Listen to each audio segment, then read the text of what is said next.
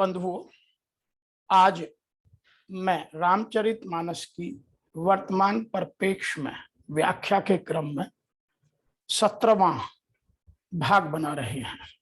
इससे पहले हम 16 भागों में विभिन्न प्रश्नों के उत्तर दे चुके हैं।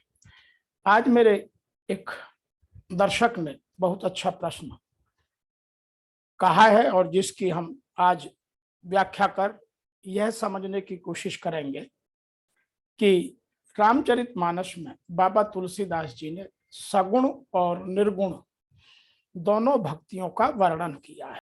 तुलसीदास जी के समकालीन कवियों में जो सगुण भक्ति के कवि हैं उनमें रसखान है, सूरदास हैं, मीरा है और अन्य कवि हैं। और निर्गुण भक्ति में कबीर हैं, रैदास हैं, गुरु नानक हैं, नामदेव हैं, बाबा फरीद हैं और बहुत सारे नाम हैं। तो उसी कालखंड में जब यहाँ मुगलों का शासक था, मुगल अपने शासन काल में भक्ति की परंपरा को बढ़ाने में बाधक बने हुए थे। तो उस समय में इन लोगों ने भक्ति की दोनों विचारधाराओं को, सगुण भक्ति को भी और निर्गुण भक्ति को भी आगे बढ़ाया। यहाँ यह भी कहना आवश्यक है कि दोनों भक्तियों का वर्णन बाबा तुलसीदास जी ने रामचरितमानस में बड़ी बखूबी के साथ किया है और जिनके बहुत सारे उदाहरण रामचरितमानस में कई जगह मिलते हैं। और तुलसीदास जी को तो समन्वय भावना का प्रणेता कहा जाता है कि जितना समाज में समन्वय बनाने का प्रयास तुलसीदास जी ने किया है, इतना शायद ही किसी कवि ने सार्थक प्रयास कभी किया हो। तुलसीदास जी ने दोनों संप्रदायों को, क्योंकि तुलसीदास जी से पहले शैव संप्रदाय और वैष्णव संप्रदाय आपस में एक दूसरे को देखना भी नहीं चाहते थे। दोनों संप्रदायों में मैं बड़ा हूं की होड़ मची हुई थी। दोनों एक दूसरे को काटने पर लगे हुए थे, दोनों एक दूसरे के विपरीत लिखते थे। तुलसीदास ने दोनों को मिलाया और तुलसीदास के रामचरितमानस में शैवत्व और रामत्व के महत्व को दर्शाकर उन्होंने दोनों को एक कर दिया, जो आज तक एक है। दूसरा समन्वय उन्होंने दोनों भक्तियों का किया, वह सगुण की भक्ति हो या निर्गुण की भक्ति हो, जहां से यह प्रश्न पैदा हुआ है। और उन्होंने अपने रामचरितमानस में जातियों का, संप्रदायों का, धर्मों का सबको एक करने की कोशिश की। जैसा कि कबीरदास जी ने उस समय में लिखा है, जाति पात पूछे नहीं कोई, हरि को भजे सो हर को होई। तो ऐसे ही बाबा तुलसीदास जी ने बहुत जगह श्री राम के चरित्र में छोटे बड़े का, जाति पाति के विरोध की बात कही है। लेकिन आज हम बात कर रहे हैं सगुण और निर्गुण भक्ति की। तो यह प्रसंग विशेष रूप से वहां से उठाया जाता है जब श्री राम और लक्ष्मण अपने गुरु के साथ सीता के स्वयंवर में जनकपुर पहुंच गए। तो उन्होंने अपने गुरुजी से परमिशन ली कि गुरुजी, हम यहाँ आए हुए हैं और हम जनकपुर का भ्रमण करना चाहते हैं।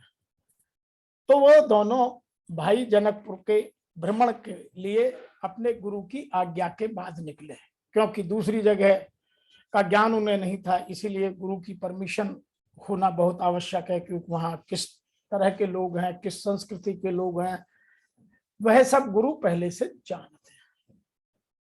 अब जब वह दोनों भाई जनकपुर में भ्रमण कर रहे थे तो लक्ष्मण जी ने वहां एक विशेष बात नोट की और उन्होंने श्री राम जी से पूछा भी कि जब हम एक मोहल्ले में गए तो वहां सब एक दूसरे को कोकिल बहनी ही कह रहे थे। वहां सबके नाम कोकिल बहनी थे। और जब हम उससे कुछ और आगे चले, दूसरे मोहल्ले में गए तो वहां सबके नाम सुनैनी थे। वहां सब एक दूसरे को सुनैनी करके बोल रहे थे। तो यह नगर बड़ा विचित्र है, सबके नाम बड़े कॉमन है। तो प्रभु श्री राम हंस दिए और उन्होंने कहा कि समय आने पर इसका उत्तर लक्ष्मण आपको मिल जाएगा। जब उन्होंने धनुष को तोड़ा और उनकी शादी सीता जी के साथ, जो भक्ति की पराकाष्ठा है, जो जनकपुर में रहती हैं, तो वहां एक भक्ति तो हो नहीं सकती जो भक्ति की पराकाष्ठा है, तो वहां तो दोनों भक्तियों का समावेश होना आवश्यक है। तो वहां सगुण भी भक्ति है, वहां निर्गुण भी भक्ति है। तो वहां दोनों भक्तियों का समन्वय माता या जगदम्बा सीता जी के होते हुए विशेष रूप से था। इसीलिए वहां एक जगह कोकिल बैनी और दूसरी तरह सुनैनी। तो जब उनका विवाह हो गया प्रभु श्री राम और माता सीता का, तो तब उन्होंने एक जगह लिखा है, जहां निर्गुण भक्ति और सगुण भक्ति को मिलाने के लिए उन्होंने लिखा है। और वह जब बारात आ गई और तब का चरित्र चित्रण बाबा तुलसीदास जी ने लोगों के लिए किया है और लक्ष्मण जी के प्रश्न के उत्तर के लिए किया है कि वहां दोनों भक्तियों को बराबर मानने वाले लोग हैं, वह चाहे सगुण भक्ति हो चाहे निर्गुण भक्ति हो। कहें परस्पर कोकिल बैनी, अहे बिहाय बढ़ लाभ सुनैनी, बड़े भाग विद बात बनाई, नयन अतिथि हो हैं दो भाई। तो जो कोकिल बैनी है वो मधुर बोलती है, कोयल की तरह बोलती है, लेकिन वो केवल निर्गुण भक्ति की बात करती हैं। निर्गुण भक्ति में केवल सुना जाता है, वहां सामने कोई दृश्य नहीं होता, क्योंकि वो साकार किसी को मानते नहीं। और जो सुनैनी है, जो देख भी सकते हैं, जो नयनों से, अपने दिव्य चक्षुओं से, अपने चर्म चक्षुओं से अपने इष्ट देव का दर्शन भी कर सकते हैं, वो सब सुनैनी है। तो वहां उन्होंने उन दोनों को मिला करके और दोनों चीजों का चरित्र चित्रण करके हम सबको वर्तमान के लिए यह मैसेज देने की कोशिश की है कि हम चाहे सगुण भक्ति के समर्थक हो या निर्गुण भक्ति के समर्थक हो, रामचरितमानस दोनों तरह ही हमें हमारे जीवन में हमें आदर्श स्थापित करने का, अपने जीवन में नीति और रीति विशेष रूप से अपनाने का, अपने चरित्र को, अपने संस्कारों का महान बनाने का और अपने हर प्रश्न के उत्तर खोजने का ग्रंथ है। इसी से यह सिद्ध होता है कि बाबा तुलसीदास दोनों सगुण और निर्गुण भक्ति के समर्थक थे और दोनों ही भक्तियों को आगे बढ़ाने की कोशिश करते थे। तो सीता और राम के विवाह के अवसर पर उन्होंने दोनों भक्तियों को एक मिलाकर इस दोहे का वर्णन कर हमें समझाने का प्रयास किया है।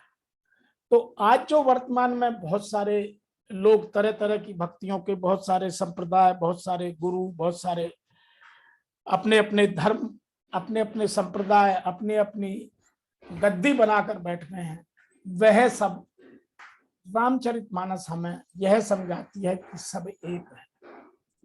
और यदि हम निर्गुण और सगुण भक्ति के अंतर को यदि रामचरितमानस के हिसाब से समझें, तो दोनों भक्तियों में कोई भेद नहीं है।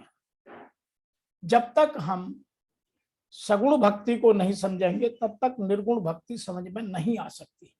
यह बाबा तुलसीदास जी के बताने का यहाँ प्रयास है। मैं आशा करता हूं कि आपको यह बात इस दोहे के माध्यम से समझ में आई होगी कि तुलसीदास जी ने समाज में समन्वय भावना का प्रचार और प्रसार करने के लिए बहुत अधिक काम किया।